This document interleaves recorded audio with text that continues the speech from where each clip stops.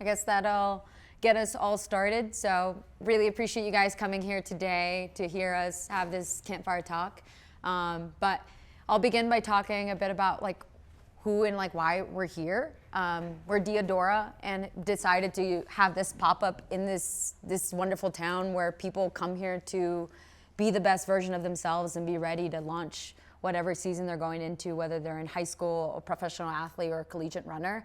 And if you're not in those buckets of running itself, but just being that individual who wants to perfect their craft of running, and you're here for the love of that. So really appreciate you guys coming out and being here for this conversation. We'll have a few other things happening this week. On Thursday, tomorrow, we'll be kicking off USA's watch party. So Thursday, Friday, Saturday, whenever we have the timeline posted on our socials, you can come out, hang out with us, try on some shoes, use some of the hyper ice recovery, maybe hit the treadmill if you don't want to like wake up early or do an evening double. You can come get your run in, but we'll be here watching track and field and watching our own Marco debut himself at USA's in Diadora. And then Sunday, if you're still here, because I know some people are departing depending on how long they've been here, we'll have a Sunday long run starting from the store at 8 a.m. to like 10 a.m., where we'll have bagels and refreshments afterwards. And yeah, we'll be here until August 15th, so feel free to stay around and keep coming back, as this is a good meeting grounds for everyone here in town. Cool. Yeah, perfect. So today we're here with Riley and Whitney Macon. So thank you again for coming out here, and I'd like to say I know you all and have done a little bit of research myself, but for those of us who may know you or may not know you, can you begin by introducing yourselves? Of course, yeah. Thanks for having us. I mean, this is a really cool opportunity, and it's a cool town. And yeah, so I'm Riley Macon. I am the head cross-country coach at MIT. I'll be starting my 6th year there, and you know, one of the reasons that it probably here is we've had a little bit of success there. We've won a men's cross-country national title, women's cross-country national title, won some track titles as well. And I think the coolest part for me is I get to coach with my wife, Whitney, which is pretty cool. And she can introduce herself. I'm Whitney Macon. I joined the MIT coaching staff informally a few years back, but then more officially about 1.5 years ago.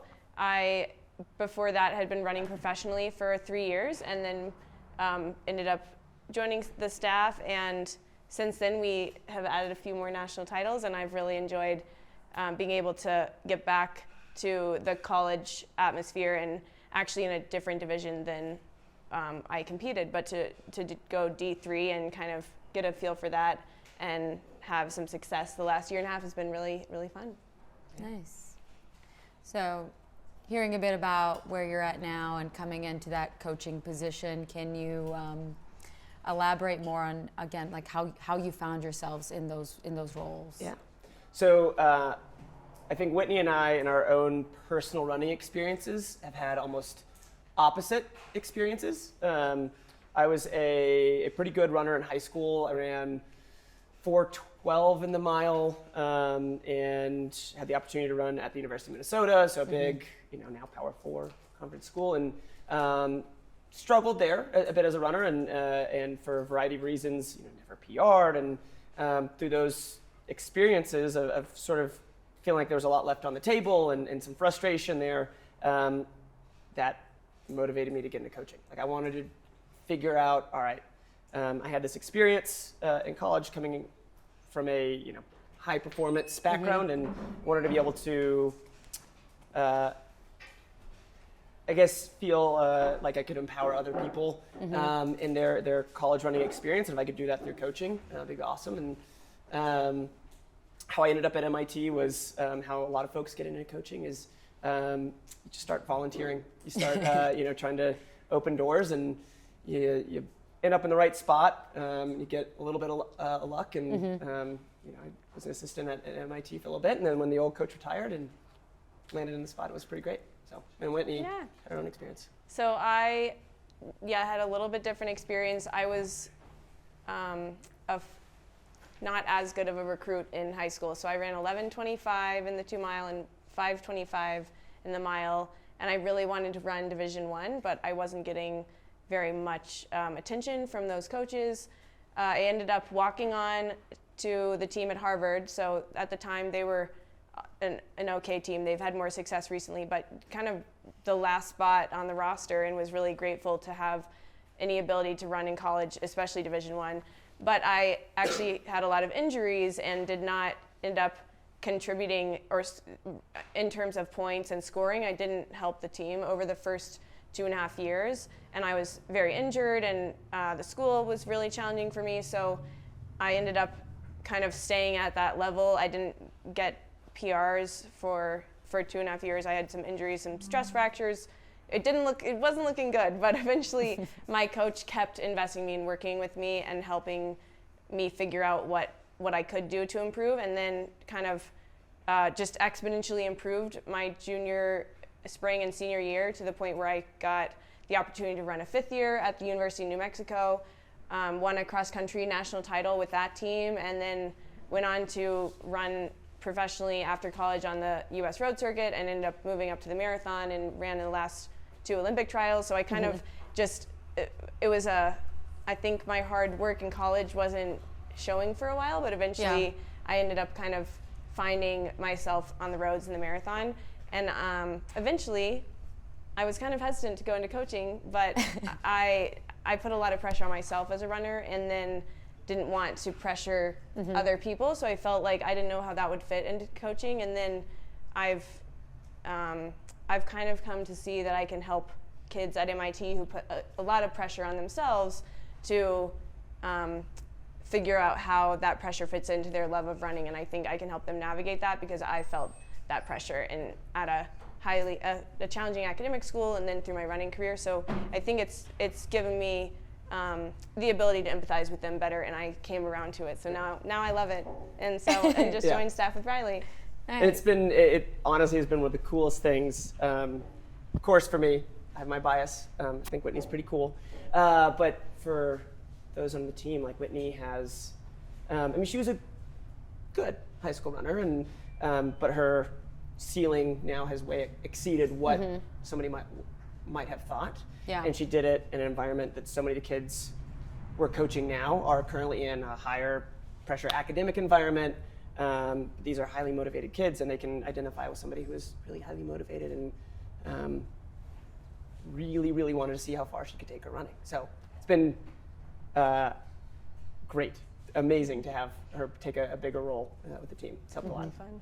Yeah, really good backgrounds to hear that running at your level, and then also running at your level, and having obviously a season that has its ebbs and flows, and now finding yourself in these coaching roles, knowing the things that you've accomplished in the span of the 5 years, the 5 national titles. Like, can you talk us a bit through like how you've been able to accomplish that at MIT? Yeah.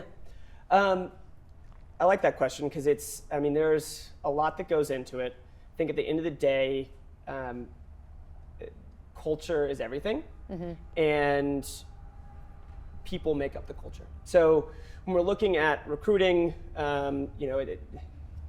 yes, times we look at that, but what's far more important is when we see somebody who could be a good fit, it's, hey, are they going to be a great teammate? Are they going to uplift others? Are they going to invest of themselves into the sport in a way that rising tide lifts all boats? And so for us, we also want to, as coaches, embody that too, where it's you have to care, you have to be consistent, and you have to continuously be building that culture. So at the end of the day, like the things that are glamorous about our sport, which is sometimes talking about the workouts that you've done, hitting these marks on these days, or these benchmark things. It's like, oh, I think I can do this. Those are fun and awesome, but none of that happens in isolation. So it always comes down to cultivating the group of people that you want, and people that can work together well and are all pulling the same direction, right? And coaches have to do the same thing, right? It has to be genuine, it has to be honest.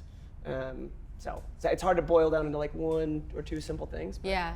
And I think I spoke really quickly when I said 5 national titles in the span of when you've taken over the team, like taking on the team at the height of 2021. I think we all know what 2021 was like and coming out of 2020. So that itself is not an easy thing to accomplish, and especially when you're being tasked with academics and just the level of which you have to be at your game when you're when you're just at MIT, the name speaks for itself. So I think leading into that as well, just tell us a bit more about who are those individuals that you look for. Like, what are the 3 things that do you like to gravitate towards when you're building that national title team? I'll just add on to what he was saying. I think finding those individuals with the character qualities that we're looking for kind of creates a current and a social and environment community on the team that makes each person's success easier. Like each challenging obstacle in isolation is made easier through this kind of positive energy and current that is taking over the team. And I think finding people of high character who are kind and just value the friendship and camaraderie of the team has been huge, and that's totally unrelated to their times. But if they have an attitude that is investing in their teammates, investing in other people, and just has a kindness and a care, then their teammates are going to be better off, and we're going to enjoy working with them even more. And there's just going to be a positivity at every session, every interaction, that if you have kind people who work together, people are happier, they're going to run faster. So it's all connected, and you can't separate that environment or that attitude from the performance side. And I think some people are so intent on finding these people with fast times and may overlook someone's character and how kind they are and supportive to their teammates. But Riley has found a few kind of anchor people who have set up this flow on the team where they are going to pick up their teammate and they're going to spread this joy and kindness to their teammate, who's going to become a kinder person, who's going to pass that down the line. And it makes every day at practice a lot more enjoyable, and that everyone says a happier runner is a faster runner, but I think we've seen a lot of that. So you can talk about more qualities there, but that's one. Question for the group. How many of you all are going into your high school cross-country season? Kind of curious how many high schoolers we have here. Oh, wow. Okay, awesome. Keep your hand raised if you want to run in college. Okay. So obviously recruitment is a big piece of this, and it is really easy to only focus on the times and, hey, what was the 3,200 time I hit? And I'm going to send that to coaches, and hopefully it seems fast enough where they'll respond to me. Yes, coaches are going to look at times. The teams and the groups worth being a part of are the ones that are also going to dig a little bit deeper and see you as a person. And you should try to match that energy and demonstrate that you're somebody that is excited to be a part of a team, excited to uplift others, excited to hold other teammates accountable, and a number of ways I look for that when I'm on the phone with somebody. I mean, it's a really hard thing to figure out with just a few phone calls or a visit, but it's as simple as showing gratitude for the time, hopping on the phone. I'm not looking for anybody to, pat my back, but I just want to know that it does mean something to you. But it's also showing gratitude for your coaches. They're investing time in it, and showing that you recognize that, hey, my coach is great, my coach is awesome, she or he cares, that matters. Being excited to talk about your teammates. Coaches are going to pick up on that, where it's, if you're rattling on about, hey, these are all my times, here's my PRs, these are things we can look up online. But if you're talking about how excited you are for your team, what your teammate just did at practice, those are things we notice, right? Maybe not everybody does, but I think more coaches that are building great programs are going to notice those things.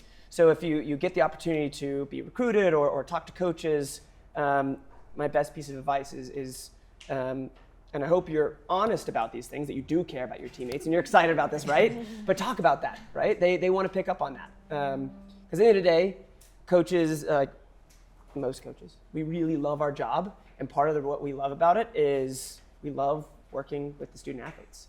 And we've got one of the few jobs where we really get to pick who we work with.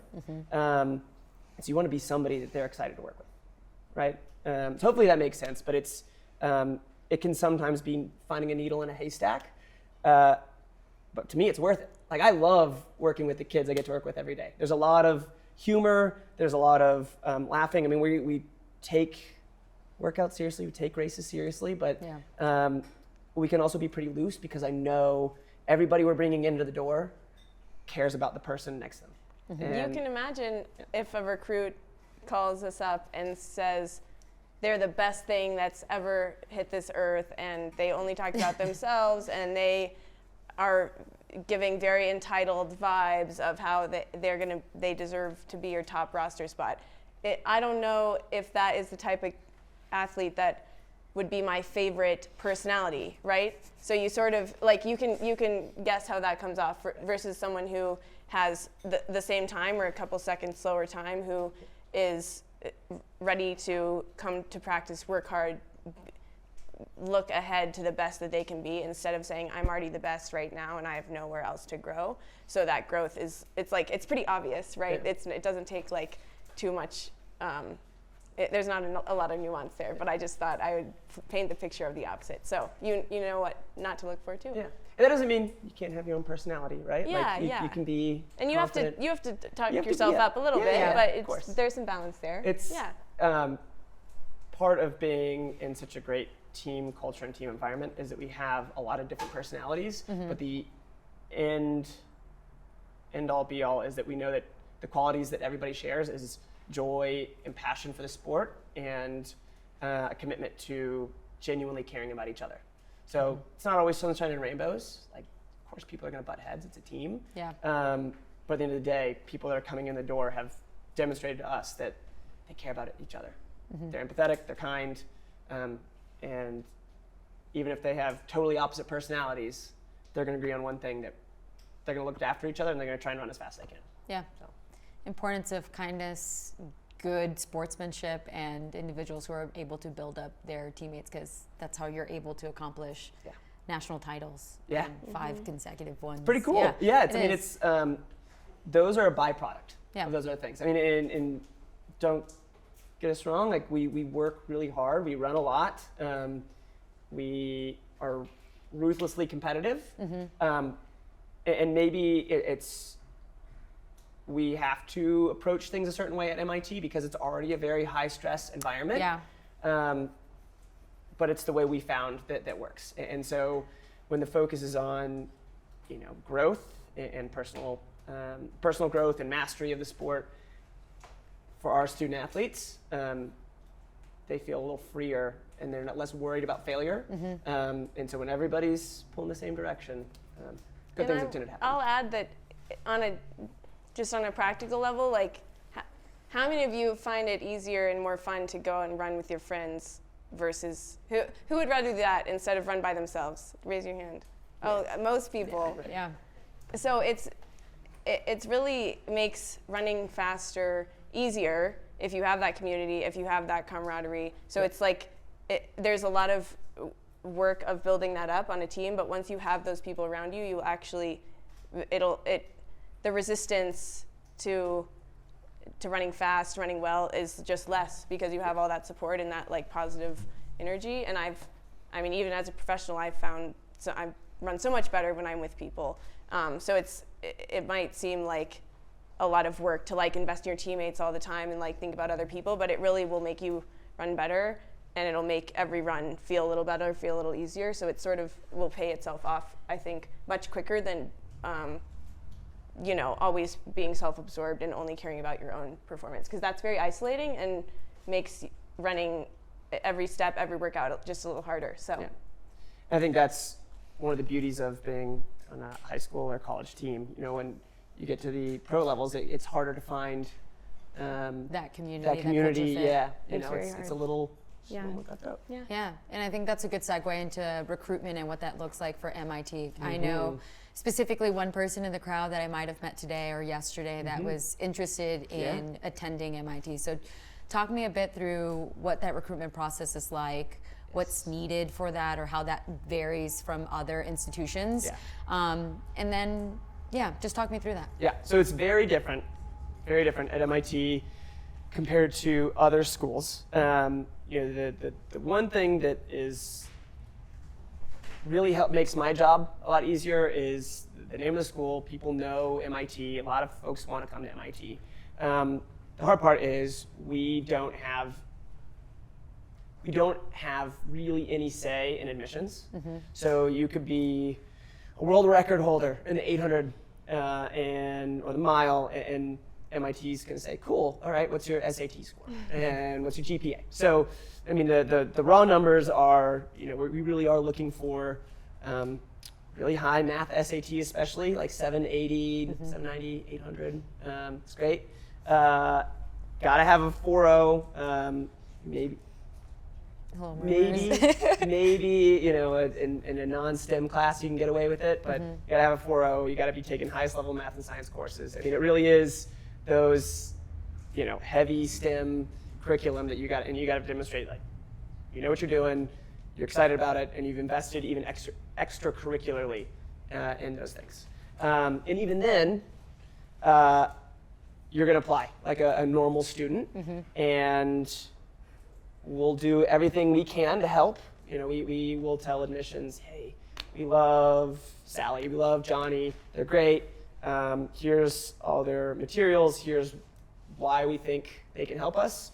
It's sort of like a recommendation letter. Yeah, it's like an extra recommendation letter. A recommendation letter, and then they take a look at that. Yep. But that's about it. And over the last 5 years, it's gotten a little bit better with admissions rates, but it's far from 100%. So even through all that, if you want to come to MIT, you really have to be willing to, you sort of are going to have to pass up on some other guarantees, because other schools can guarantee admission to you, and we can't. So that is probably the hardest part about my job is we can go through all those steps, we can know you're going to be a great fit, and after all of that, it might still not work out. The upside is, obviously we have a team, so there's plenty of people that do get in, and those that are on the team really want to be there. They took a chance to get there, and MIT has also agreed they're a great fit for the school. So we end up with maybe slightly less risk averse people because they took that chance, which I think is helpful in a sports setting. So, but it's a very different process in other places. And then the student athletes that are not admitted are still excellent student athletes who always have great opportunities. That's just kind of the caliber of person that is turned away from MIT is still, it's not like they don't have a place to go, but it is, almost everyone ends up at their second or third. Yeah, I was about to say, it's like, unless you put all your eggs in one basket, but. It's one of those hard things where it can really feel binary in September or October, where you're having coaches pressure you to say, hey, if you don't commit right now, you're not going to get into a good school. That's not the case. If you weren't somebody who was capable of getting into MIT anyways, we'd obviously tell you. We're not going to pull wool over your eyes, but sometimes that pressure is valid and sometimes it's not.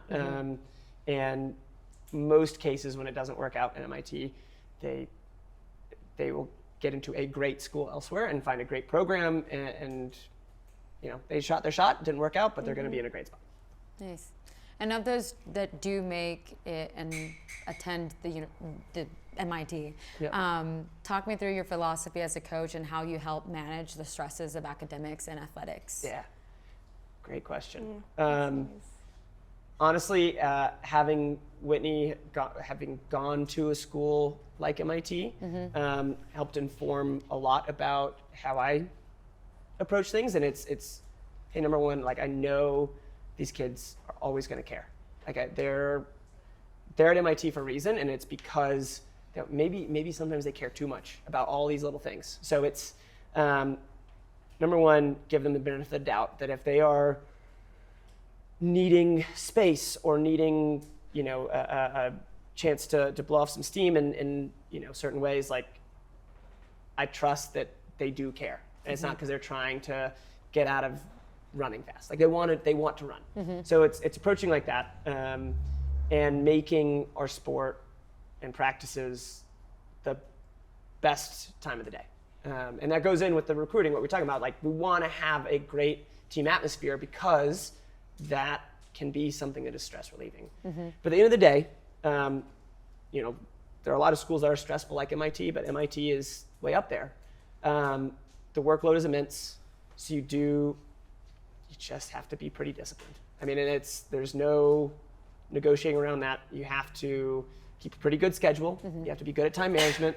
And truthfully, the biggest factor for success is sleep, how much you sleep. And we talk about that probably more than anything. Oh, wow. Which culturally at MIT is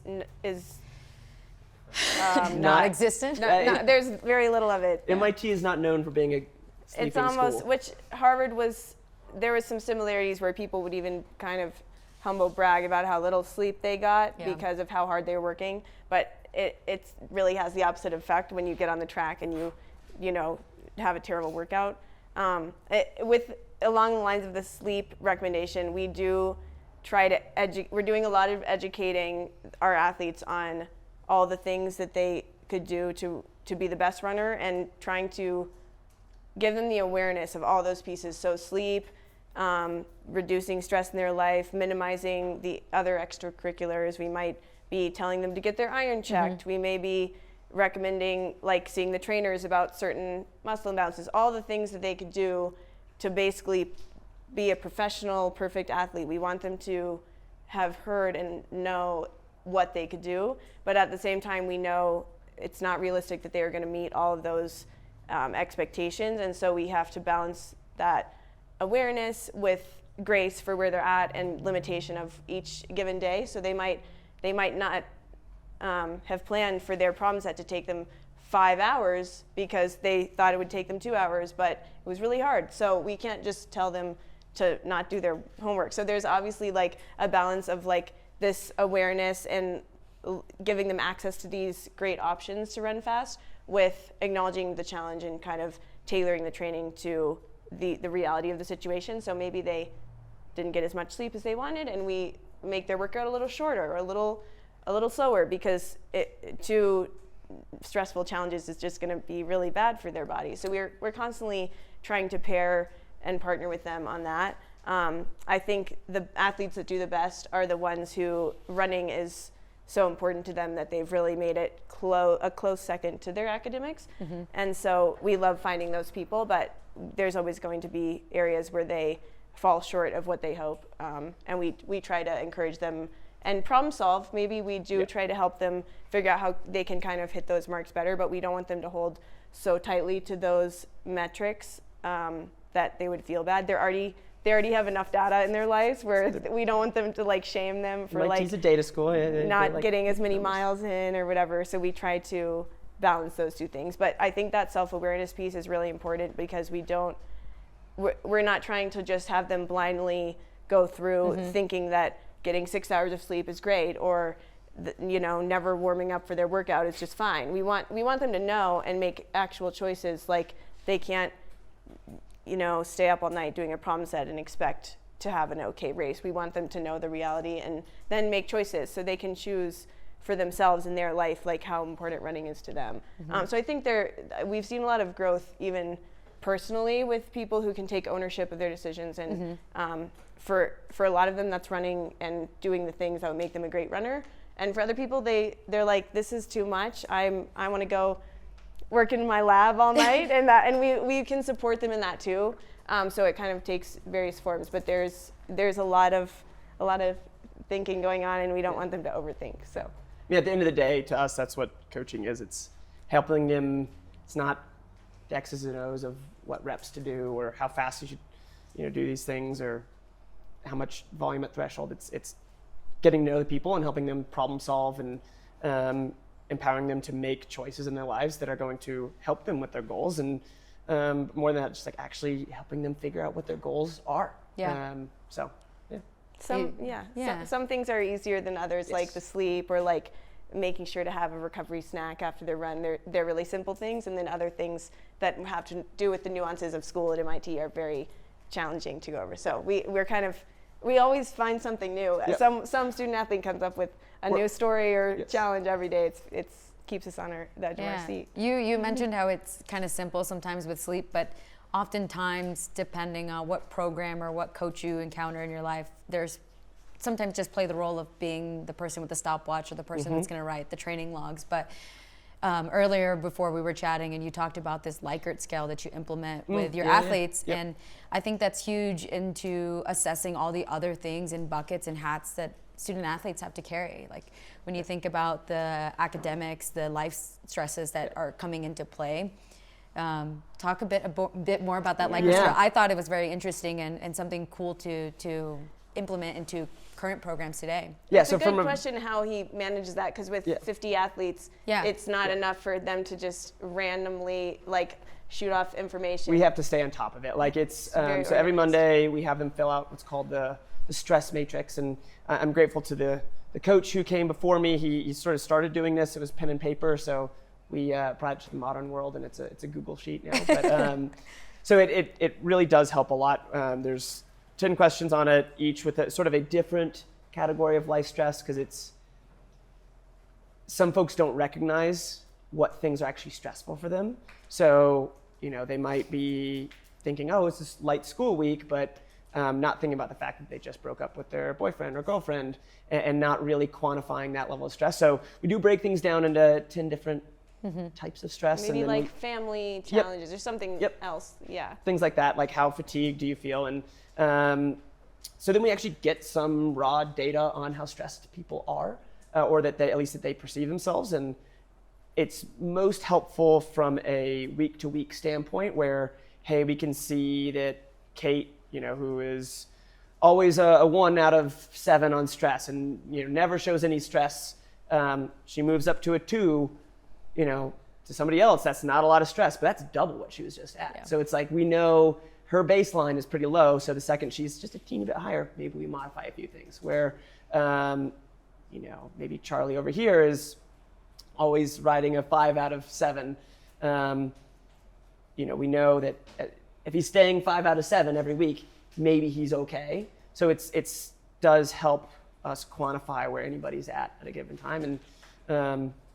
It's also like different seasons. People have a heavier class load or lighter class load or different things that maybe spring track is not the time to run the highest mileage of their life because they're at a higher stress level consistently. So we can utilize other things like, maybe some cross training or different tools. So if someone is at a higher stress level for a more like a longer period, we can know how to adjust their training and not just say, well, you ran this much last season and so we're going to add 10 miles a week. Like that might be a terrible time to do that, if we didn't get that information, we just put it into like a progressive, like, I don't know, random training table. It would not work for the kid who has their big lab or whatever. So we really try to cater that, and it ends up it saved our butt several times. The injuries have gone way down since Riley has been there. So there's just straight up, The funniest thing is when you see 1 week where everyone's stress matrix is really heavy, and then you just have to scrap everything you were planning for the week. So that's happened anytime there are exams. Many times. So which is pretty bold. Some people may not do that. Yeah, you sort of you can really only train to what you can recover from. If you're in an environment that recovery is always challenged, you sort of just have to you have to be pretty mobile with that stuff. And we're never going to say, hey, don't worry about school. I mean, it's MIT. And that's part of it, then encouraging them through a rough week. We're not going to berate them about it. No. We're going to say, we're going to pull back, and you're going to be fine because we have this balance. It's just running. And then they can feel. It helps for them not to feel stressed out about it. That would just be one more thing that would be against them. So if we can minimize their reaction and them to let go of that challenging week instead of make it a big deal, it ends up not being a big deal. And we might have further conversation with somebody if it's pretty consistently getting 6 hours of sleep every night and I can't figure all right, we might have more questions about Yeah. where priorities are, where wasted time is, and all that. And those might be what appear to be the harder conversations, but it's, they have to know that we're coming at a place from knowing where they're at and we care about them. So Yeah.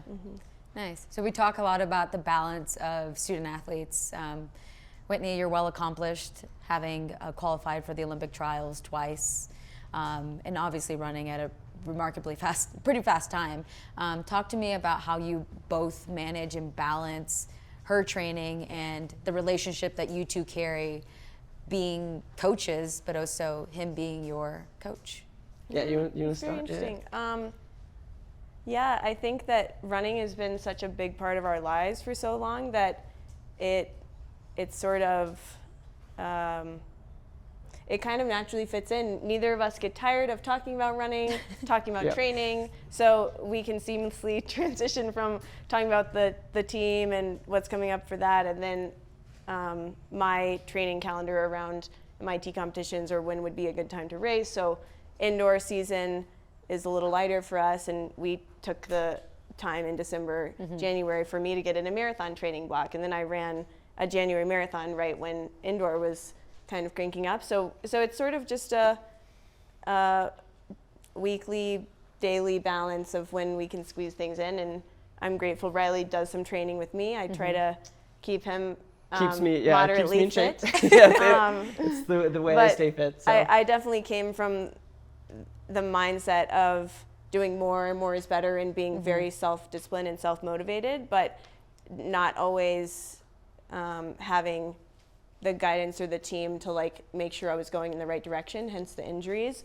And so I don't think it would work if Riley was telling me to work harder or try more, because I already kind of have that voice inside my own head. And so Riley is the voice of more practical training and kind of the same encouragement that I was talking about giving the MIT kids who are really hard on themselves. That's the voice I get from Riley when I'm like, oh, I'm my knee's hurting. I don't know if I should double today, or maybe I need to, I'm feeling terrible, but I'm going to do the workout today anyway. And he says, no, we'll do it tomorrow. We can, shift things around. So it's sort of a constant conversation, and I have enough personal knowledge of my own training background where I'm kind of doing some of my own daily mileage calculations, and then Riley's doing the workouts. So it's worked really well, and it's just evolved over the seasons of our lives where we've lived. And when I was running professionally a few years ago, it was for another team under another coach, and then transitioned back to Riley coaching me. So it's we've never really come to any challenges like interpersonally, except for one. What was that? I need to find out what this was. One race, I was doing a tune-up 5K. Yeah. It was. I'm a marathon runner, Yes, so the this is so 5K is not my main distance, but it was early on it was like a before a marathon block where Riley just wanted me to kind of get a rust buster in. Anyone who has not raced for a while and just needs to go and feel that feeling again, you know how challenging it is. But Riley wanted me to try to do a more steady pace and not make a ton of sudden moves, because I haven't raced recently, and so obviously that would feel bad and kind of take the speed out of my legs. So what ended up happening is I got on this train of people that were going way too slow, and after the race, Riley said, why didn't you stick to the plan of like the pace we talked about? And I thought that it would require a sudden move or blast to pass them. And so I was like, I can't pass them, or that would be going against his race plan of making a sudden move. And he was like, but we were going so slow. So anyway, I thought I was doing the right thing, and he thought I was not doing the race plan, and we just miscommunicated. But that's it was a terrible. That honestly terrible is when I race. learned, like, all right, benefit of the doubt, like, the high achiever's was always trying going to to care. do- Like, Yeah. yeah. And that now he knew what a sudden move meant to me, because it wouldn't have looked For a like that. marathoner, a sudden For a move marathoner, is very different than a. a sudden move in my brain might look like a very gradual move to the untrained eye. So Yes. that was, But otherwise, we're very in sync. What's your take on the coaching relationship? Well, we were just talking about this in the car, that it's lots of careers can feel very all-consuming, but coaching, it's it can feel 24 hours at times. And I can imagine in plenty of relationships that either spouse would just not really be that excited to talk about the other spouse's work after a certain period of time. Yeah. And I was just remarking in the car over here, neither of us have really ever had to experience that. We're both total running nerds, and it's just what we do, and we love it. And the coach relationship is far smaller than like the husband-wife relationship. The only aspects of the coach relationship are like, hey, Here's the workout. Here's the workouts, right? Yeah. So. Yeah, I think it has just become such a common interest that in a general sense and a very specific sense, because I think the things that we work on in my running often apply to the MIT team, and we have like a more close-up view of how I'm reacting to things. Not that we don't specifically like test things out, but it definitely informs that. And like the specificity of Riley, the way Riley coaches, he definitely looks more analytically at like maybe the specifics of a cross-country course, or for me a road race, and preparing for that really specifically. And so it kind of matches both, where we can see like the elevation gain of the 2020 Olympic trials was extremely hilly, it was actually the hilliest it's ever been. Yeah. But Atlanta. It was awesome. Just because Riley hadn't coached a lot of marathoners, it didn't matter because he knew what stimulus I needed going into that. And so he approaches that similarly to like the national championship course in cross country. He'll tailor training to that course and not just, cast a wide net into like random fitness. He'll really like dial in those specifics. And so I think it balances. I'm so close to the sport still that I can empathize with our current athletes as to how they're feeling in leading up to a race and their training, and it's very personal in that way. So I think that helps me connect with them. And then from Riley's perspective, he can get feedback from me as an athlete in a much more close setting. And or 100%. Maybe he tries something and I'm like, that didn't feel how you thought it would, like that kind of workout, or I didn't react well, and he might tweak something that will then better serve the student athlete. So it's kind of, I think it works well. Very symbiotic. And we both love it enough to just, there's no really pushback from either one of us, but it's very unique, I think. But I think just before we turn to the floor and let them ask questions, I think we can all get a sense of just how emotionally invested you are and in this sport itself. But like, if you can say and sum up like what has led to like this passion and love for the sport itself, to be able to coach at the level that you both currently do, to be able to coach your wife, and to be able to continuously compete at the level that you are striving for, like what is fueling that? People, I mean, it might be cliche, but it really is. I mean, I've always, I think both of us have always just really enjoyed working with, pouring into, being around people, and running is sort of the vehicle with which we can experience that more fully. And I've always wanted to do something where I can, as cliche as it sounds, but help people. And my excitement for the sport, which came from, like, I was a tiny little guy who wasn't very good at football, wasn't very good at baseball, and I just found out I could run a little faster than other people. That ended up being the vehicle which I found a lot of purpose from. And so it's just finding purpose and really wanting to pour into people. So yeah, I think for me, running has been this medium through which I experience so many highs and lows of my life, and so many relationships. So I just, it's hard to imagine without it. I wouldn't have met Riley. I wouldn't have so many deep friendships and memories from running, which is really not, it's kind of an inconsequential action that in and of itself, what are we getting out of it? But through it, I've met amazing people, like formulated these deep friendships, and found out a lot about myself. I think it's just, like Riley said, a vehicle through which to just experience life so much more deeply. And I'm so grateful that we are involved in it daily for our jobs, because I know some people don't have that opportunity.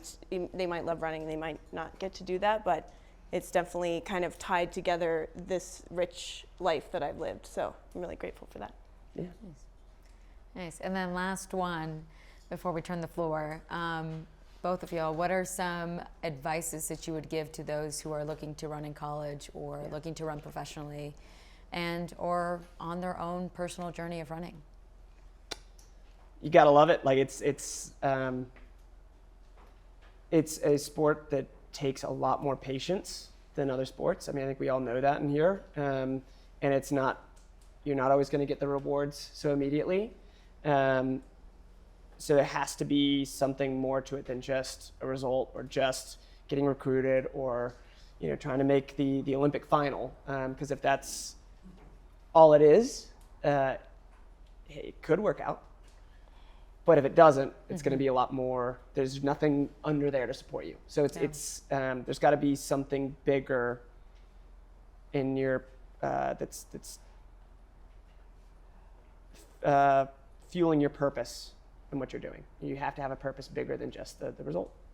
Yeah, it's likely if you have high hopes and running high goals that you will be maybe disappointed more often than you are pleased with your race result, just by nature of trying to get better. Yep. And I think it's important to reflect on that journey and that progress you make, even if it's not to the exact goal that you wanted. There's so much joy and satisfaction in that journey, and wherever you get. Sometimes we think we'll only be happy if we reach this goal, but really along the way, those people you meet, the memories you have, the accomplishment of you trying your best, even if you don't get there, it's worth the chase. And I think for me, if I hadn't stuck to that process, I would have missed out on a lot of actual results that end up being better than I could have ever imagined. But I also think that process is worth it. You can be proud of putting your best foot forward, and whatever the time is, that person you're becoming is worth it relative to the alternative you that just gave up long ago. Like what kind of person would they be? Yeah. So just stick to it and know that it's worth that journey is worth those hard days, whether or not you get the time. Yeah. Like that's just an extra bonus thing, and it doesn't.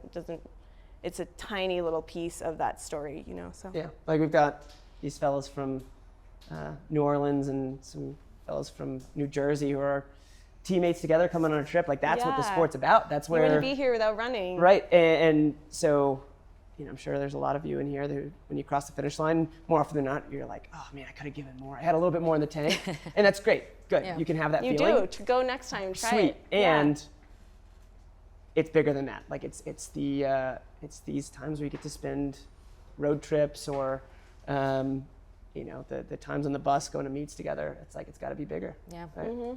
Yes. Cool. All right. Well, I'll turn it to y'all. Anybody who has some questions, feel free to raise your hand, and I'll pick you from the crowd. First question. All right, Coach.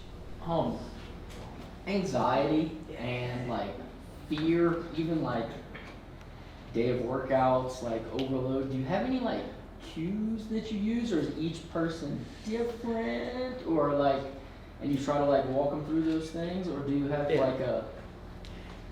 Those things take a long time. I think so. When I first got to MIT, the locker rooms on workout days seemed kind of like a morgue, which was very strange to me. Workout days are supposed to be fun. Yeah. And so it really does start with the cultural piece of making workout days you're not measuring yourself on workout days. So if it doesn't go well, you didn't fail at anything. Right, it's you're just simply there to try to get better, and making the atmosphere light enough where that's believable. But whenever we're getting first years coming in now that are experiencing those workout day anxieties, that's obviously going to be really normal because they're on these new people, they're older people, faster people. But now the culture is at a place where they're seeing that these older folks are just kind of chill on their workout days, and if so there's you a little have bit those pillars of people who are good encouragers, kind, they're going to help regulate that anyway. You have to have But those people in the that's locker not, room like, that are gonna creating solve it. critical mass there. Exactly. Yeah. And, there's still going to be those anxieties on work days, but especially race days. Just always being consistent with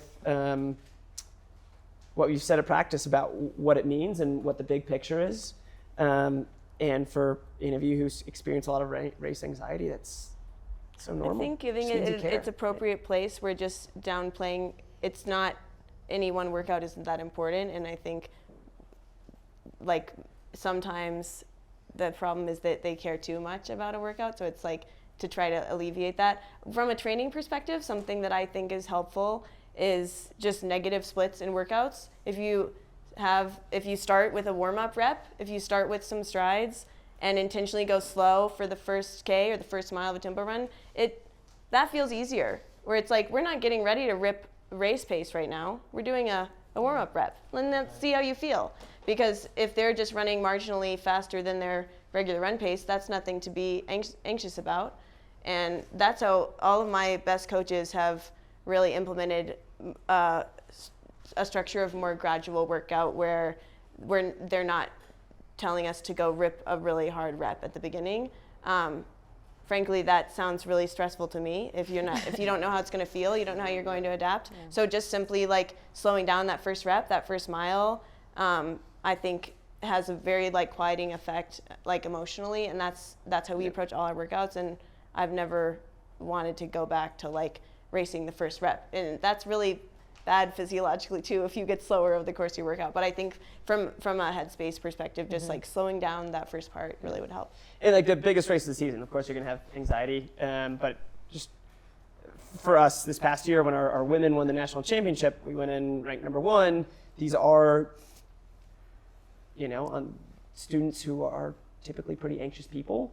So the night before, we didn't really talk about what the goal of the race was, why they were there. We had them share their favorite memories from the season. Because at the end of the day, it's a privilege to be there and have that nervous energy because it means you cared about something. And it's the same thing with like, if you've heard the phrase, it's better to have loved and lost than to never loved at all. It's the same thing with like racing and running. It's better to have cared and been a little anxious and fallen short than just kind of waffled and being like, eh. Yeah. So it's sort of celebrating that feeling a little bit.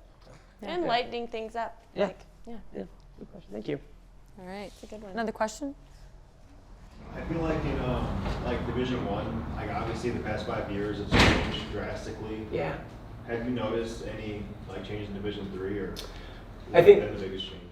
Great question. I think we will see the changes in Division 3 happen more in the next 2 to 3 years as those full cycles of a full class cycle goes through.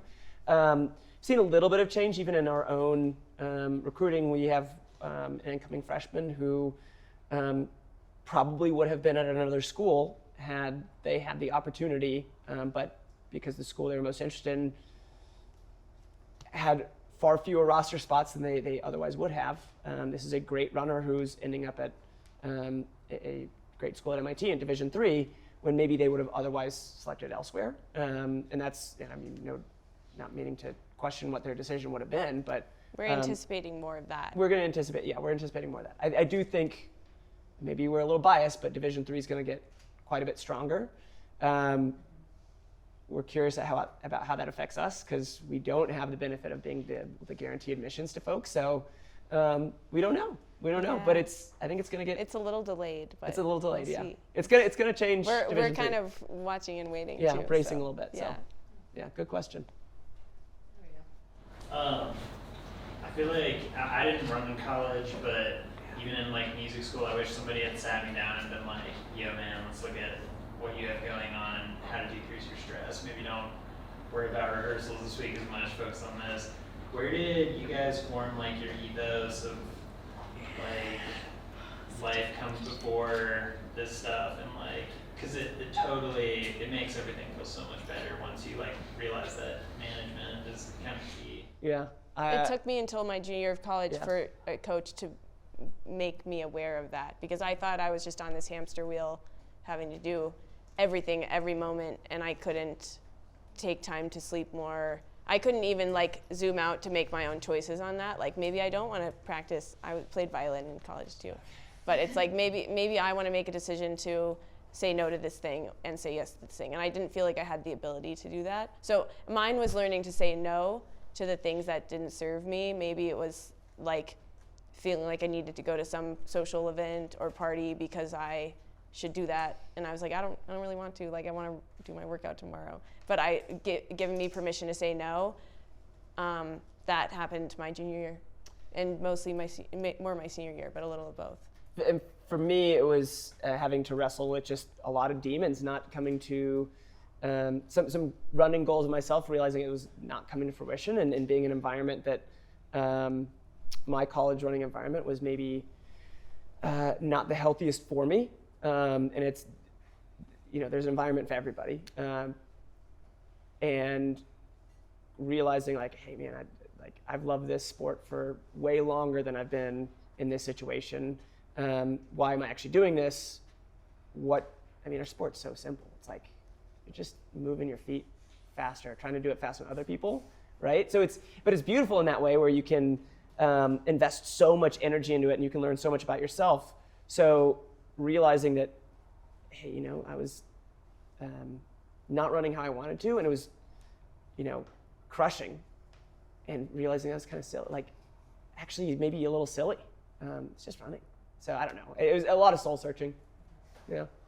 Yeah, I think growing into like doing what you want for yourself and your future self, because it's not always like immediate gratification, but I think Right. I learned that I didn't have to do what was expected of me by any number of parties, and I could reflect on what was important to me, and that was running, which as a Harvard kid, that was not the case for a lot of people. It's like, you should probably be doing more of this or that, and I kind of was given permission to be like, this is what I'm called to do, instead of letting life run me over like a steamroller. Like, that's what I felt. So, but it takes a while to then figure out what you actually want to do after doing that. But that's always a conversation with the MIT kids where we're like, this is your choice, but we want you to know the choice you're making and stand by it, and not just look back at your life and say that it just happened to you, which is definitely what was happening to me first. But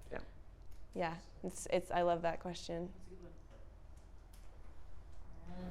I know out here there's not the prevalence of Division III, and just a question of, I know you guys both ran D1, now you're coaching at MIT, and we know why MIT, but why Division III? Like, why should kids look at other divisions? Why should they consider Division III?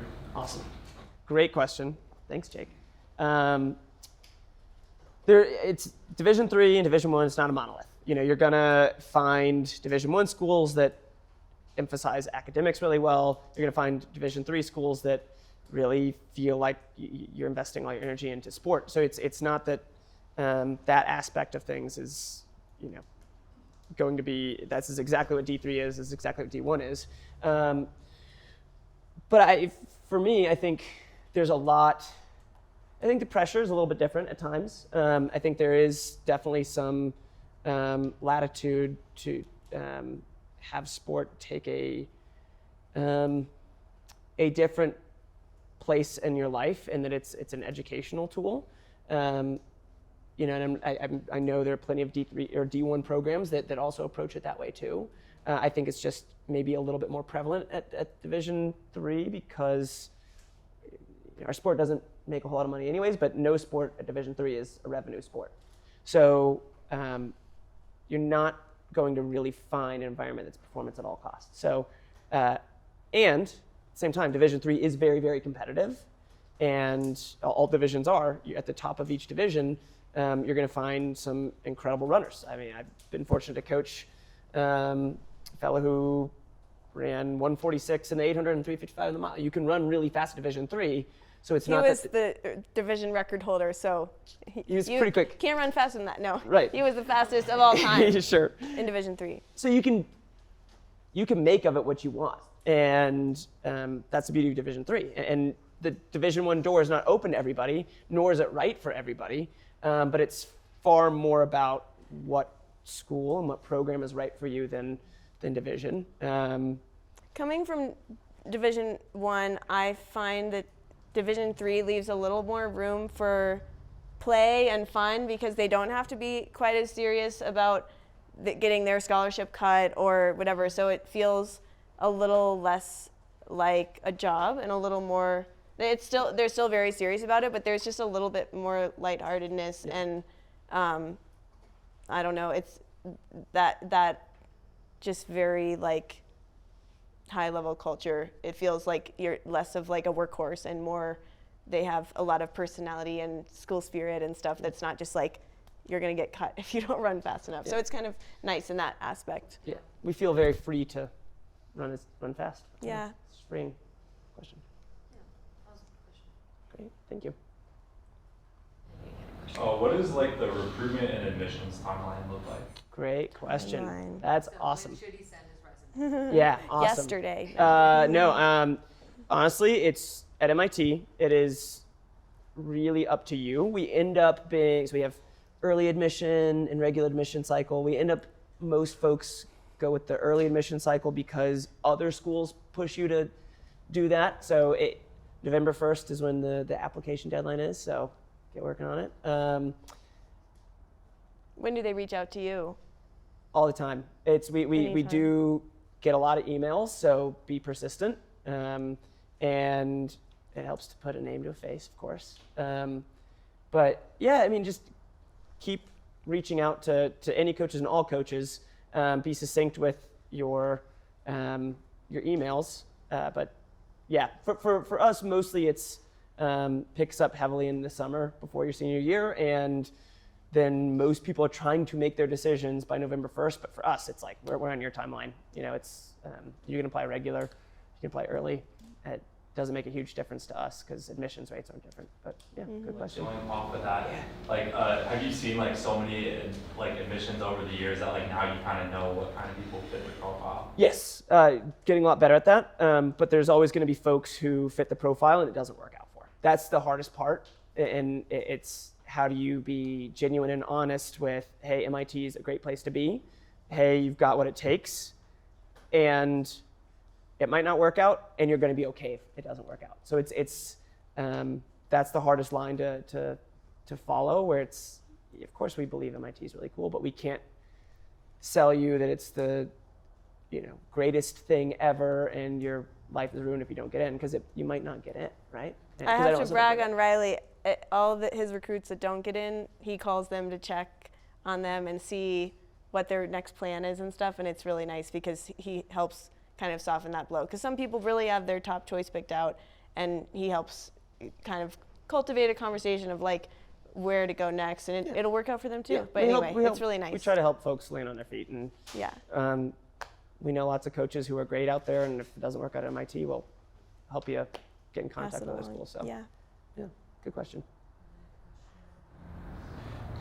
Who were your like coaching mentors, or like what coaches do you see now that you like or fan of? Yeah, that guy over there, Jake. He was at Lynchburg. No, seriously, Jake is awesome. He's now in Flagstaff, which is really cool. He's a high quality human being who cares about people the right way, and has had a lot of success. Like, you can treat people right and have people run really, really fast. Those are not mutually exclusive. One mentor I've had that I'm extraordinarily grateful for is the former director at MIT named J.J. Hunter. He is not a distance coach, but he coaches sprints, hurdles, and he's just a great leader. And he taught me a lot about a lot of things that were, if had not been, I didn't have my attention drawn to them, they would never have been strengths. But it's, sort of opened my eyes to what like real leadership is. And yeah, he's just a really, really wonderful man. So yeah, good question. Yeah. Is there another one there? What's the scholarship scenario like at MIT? All need-based. So with Division III, that's going to be the most unique thing about Division III as opposed to 1 or 2 is you don't have athletic scholarships. And at MIT, there's no merit-based aid because everyone would get merit-based aid. You know, they're all high-achieving students. We do have the best need-based financial aid in the world. If your family's making under, I think right now it's under 140,000, and they do some calculation with your assets too. It's above my pay grade, but then you go to college for free. So it's very affordable for most people, which makes my job a lot easier. That, you know, even though we can't offer athletic scholarships, we are in a position where we can. Most folks who get in, actually pretty much across the board, folks who get in tend to come to MIT because they can afford it. But not every school's like that, and if we weren't like that, it'd be a lot harder. I mean, my job would be a lot harder. Good question. Yes, sir.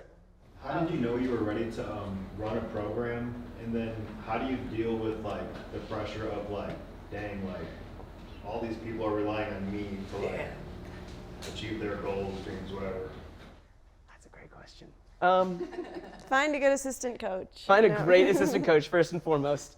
I got really lucky when I came in MIT that it was during the pandemic, and so we did not have a formal season when I first came in. So when I stepped in, we were doing our own time trials, and so there was just a lot of grace given to me about I could screw a few things up, and there was no NCAA championships at the end of the season for us to be like scratching our heads, right? I also got really lucky that I inherited a group that was, they were just weirdly quick to trust me. And so I'm like very grateful for that. And I can't skip over that. But at the same time, I mean, it's still, even to this day, like I think about, did I write the right workout? Did I make the right decision on this? Like it's never gonna be perfect. But at the same time, I know that because I don't ask them to be perfect, they've given me a lot of, like the students take some of that pressure off of me too, because they know I make mistakes, and I'll be open and honest with them about that. And I've never felt like, anybody ever expects me to be perfect. So I think I'm really grateful to the students on the team that I haven't felt that pressure because they haven't made me feel that pressure, I guess. And I think just the kids knowing that how much Riley cares about them personally, like we said at the beginning, them being important to him as people, and once they see that and believe that, they have more grace for him too. So I think it's mutual. It's like him being humble enough to show that he's not perfect, but cares so much about them that they trust him anyway. So it's not like they have this checklist where if he doesn't do a good enough job or isn't a good enough head coach that they don't have any space for him. It's like mutual that they respect him and they care that he cares. So it's all around the culture that you've built. So yeah. Cool. And then you have a question over there. What made you pick like MIT over other like great D3 or like Ivy League universities to coach? Great question, because the door was open. Honestly, I got lucky. Honestly, I mean, there's a lot of luck in any career, and then some folks will just say it's opportunity, whatever it is. It just sort of worked out. The door was open, and I was grateful to the former coach who I had worked under. When he retired, recommended me. But I walked into the position far younger than I could have at any other place because I knew the person. So it's less about getting to choose something. It's more about saying yes to any opportunity that comes across your table. So I'm really grateful that it was MIT. It's a great place to be. It's a place you can do some pretty cool things at, but if that hadn't been open, it would have been any other place that said yes. So, now we're in a position where it's like, we get to continue saying yes to MIT, and we want to be there because it's a great place. And, I think for Whitney as well, it's like you kind of said yes because I was there, Yeah. right? I mean, it's not unlike some of these student athletes in the college admissions when it's like you could ask me why I chose Harvard, and it's because I got turned down from most other Ivy League schools, So it's sort of like seizing the opportunity you have and not. I think there's a balance of having a particular plan and goals, but also being open to the path that comes along. And I think we both are reasonably adaptable with these life opportunities that come along, and not overly rigid in the doors that we need to be open. So it kind of works out where we're like, we have a hope of what, Riley might have a hope of what his coaching career looks like, but doesn't know exactly the details. And it's like, well, this is the one, And so you kind of have to wait and see what falls in your large framework without being so tightly holding on to like a specific view or goal, some balance of that, because you don't want to just have no goals, but you don't want to be so tightly grasping those that you miss a better opportunity or something else. So, yeah. Awesome. Good question. Thank you. And then let's say new questions right here. Me? Yeah. Like, what's like the roster size like elementary at MIT? Yeah, so it's changed a little bit. Through the pandemic, we had a lot of folks who took a gap year. Truthfully, I probably would have too. It made sense. So we ended up with essentially 5 classes of folks on one team on the men's side, but most of the women didn't take a gap year. So for a few seasons there, we were like 30 men and 22 women, and then now it's basically 22 and 24 respectively. So yeah. And like, how much are varsity for that? Yeah, great question. Yeah, so the nice thing is we're in a conference where we can run everybody at our conference meet, which is really nice. So we don't have to make decisions too early. Everybody gets to feel like they have a full season. Then once you get to regionals and nationals, it's top 7. And then for those who it's a wrap for the season, they get to finish up at the conference meet, and then it's indoor season. So after break. So, yeah. It's definitely more flexible at Division III, those kind of answers compared to Division I nowadays. Yeah. Do you ever feel like the high admission standards at MIT like help you at all? Yes, in some ways. I really do think that the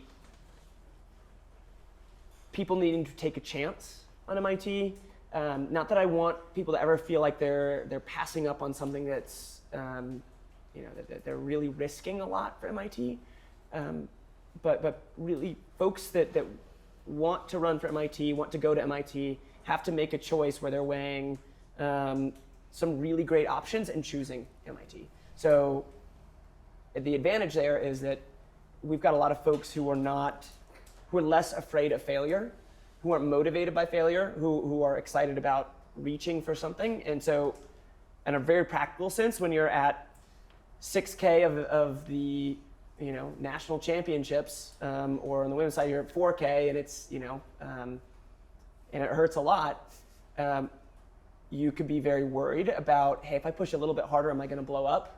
And sort of just race in your comfort zone and be safe. We've got a lot of folks who are not afraid to blow up, and I don't mean that they do blow up across the board. Usually they don't, but they're willing to take that chance, and we get a few more people out of that. A few more points out of that, I should say. Yeah. And I think people are really grateful once they get in. They're very happy to be there. Yeah. Like we talked about, the attitude of being grateful and kind and just not being entitled. And I think a lot of the people on the team, because it was so tough to get in, that once they're there, they really make the most of it and have an awesome attitude. Yeah. So I think that ends up being a good thing too. Yeah. Mm-hmm. Oh, I'm gonna go behind you. There we go. Oh no. Have you ever seen or felt the stress and anxiety of your athletes rub off on your lives or other athletes? Yeah. For I sure. think For sure. Great question. It's like each individual student athlete, obviously we don't feel the full weight of that, but we just feel a portion of it, and then you add it all up with all 50 athletes, and it ends up being a lot. It can be a lot So we're sometimes, for sort sure. of always problem solving on how we can help reduce that. Like you asked about if there's anxiety before a workout. So we will see how student athletes manifest that, and we'll problem solve as to how we can help them individually. So I think having our wheels spinning causes us to feel anxious too, as we're problem solving to a degree. Both of us naturally are probably a little further on the anxiety spectrum too, and we've all we've had our own battles with that. So yeah, of course, like we're gonna feel that, and we are obviously guilty of measuring ourselves against our results too. You know, we want to win, and so when we see somebody's stress and anxiety, I would say I don't think that the race anxiety, the morning of a race, that's not rubbing off on us. It's more of the day-to-day struggles in life. We feel it too, and we want them to not feel that way, but we also there has to be a healthy separation, because if we felt exactly what they did, it would be paralyzing. I think because we're so invested in the sport and it's such a big part of our lives that it's almost like if you had a close friend who was anxious about something, you would help carry that burden a bit and you would want to help them feel better. And I think that's like a very personal, emotional connection. And I think because running is such a big piece of our lives and such an important piece, it's sort of like that, where we just care so much that it inevitably we're going to feel it absorb a little bit, or we try to absorb it, but it's just, I think, similar to a person that you care about, and that if they were anxious you would feel that too. So I think it's kind of like that. So yeah, great question. She's doing this one. I was like, what's a good place to find, when in the college search, running standards? I know you said times and everything, but what is a good place to find, can I get into this school with my times? That's a great question. It's hard. I think there's a website that I think it's called Recruit that people have used now, and I've looked at it for us, and it's funny. I think some of the times are pretty close, maybe a little inflated. I think it's different because we'd also, if you're a great person with much slower times who gets in on their own merit, would love to have you on the team. So but other schools might be different. Would you ever just research their roster? Big time. I think that's honestly what the best I would do way in to do college. it. It's could I actually run with these athletes? Could I train with them? Yeah. Is there, even if it's there are 2 people on the roster that have for me, I was looking at Division I schools, and I was looking for if there were people on the roster that were a little slower that I could actually train with. And I know that's sometimes how Riley is. If he's going to tell someone they wouldn't be a good fit for the team, the bottom line is if they are not going to have anyone to train with. So if you can find people on the roster that you could run with, then there would be an argument that coach has accepted an athlete of that level, right? Or maybe you're way faster than anyone on the team and you wouldn't have very many training partners, right? But I think doing an in-depth roster and then looking at their mile split or whatever would give you an idea of the actual makeup of that team. But it's a little bit of a heavy lift. But if you're interested in a school, you can just go down all the people, do a little and then stalking. just fire off emails. You're not going to hear from every single coach. Probably not. Coaches can sometimes be pretty slow at responding to emails. But sometimes that doesn't mean they're not interested. So you can keep trying. Maybe they're really busy. Yeah. It doesn't mean that they don't care or that they wouldn't want you on the team. So keep trying. What's the worst that can happen if they still on the 5th email don't respond? Then you still tried, So keep trying. It's anyone use TFers? TFers, yeah. TFers, yeah. All right, another question. How do you approach tapering? And then Great. Totally different for different people. If you're getting into the physiology of it, there's maybe still a little bit more art to it than the science, because different people have different needs. And truthfully, the biggest thing for me is what gives them confidence. And it's not that they're going to decide exactly how they peak. There's some rules to it, but some of the slower twitch men or women might not drop a lot of mileage. We have the best woman we have, or the woman who's had probably the most success in the most recent years, is running a lot of miles. And when she peaks, when she tapers, we had a few championships that didn't work out because we dropped a lot of mileage, and just trial and error, we found that keeping our mileage pretty high is good. We have folks who are the exact opposite.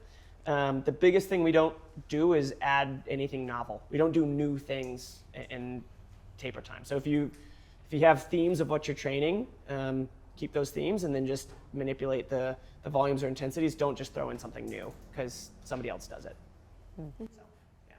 Nice. And then you're back there. How do you all go about navigating the transfer portal, especially now with like the influx of athletes? Yeah. A whole bunch of Yeah. Truthfully, you're probably asking the wrong coaches because we get 5 transfer students a year at MIT overall, and they're not coming in They're through not athletes. athletics. So it's were I at a different school, I would. I could be mistaken, but my approach is, I want to make sure we're taking first and foremost care of the people in our program at the time. And the transfer portal, is it somebody who's been a lot of different places? Why have they been a lot of different places? Are they going to add to the culture of the team? And there's plenty of folks who are transfers that would, but it's sort of not approaching it like that's where everybody's coming from is the portal, but you have to have a cultural backbone that's been there for a long time. So, good question. What's like a typical training week look like for your team? Yeah, good question. Nothing magic. I mean, it's very simple. We actually have to have, unsurprisingly, pretty short practices because of school. But it's Tuesdays and Fridays are our workout days. Sundays are the long runs. Mondays are off for almost everybody. We've had 1 or 2 folks who, might do something, on their own that they like to do just to stay mobile on another day. But it depends on the time of year, the season, the person. We like when folks are excited to run a lot, but it's not for, the high mileage thing. It's not for everybody, and that's not across the board what we're doing. But in general, as folks get older, people have tended to run a little bit more and a little bit more. And honestly, anecdotally, we found that the mileage has not been an issue for injuries. It's usually intensity and how that's managed. Other lifestyle issues. And other lifestyle issues. As we going out on mentioned. weekends and all that and not sleeping a lot. That's usually. Yeah, the mileage is something that people vilify, but it's more the other stuff. Yeah. So, yeah. Good question. Cool. Is that it? Any more lingering questions? Any shy folks? All right, I guess that kind of wraps up the talk. Thanks so much, guys. Appreciate you guys asking.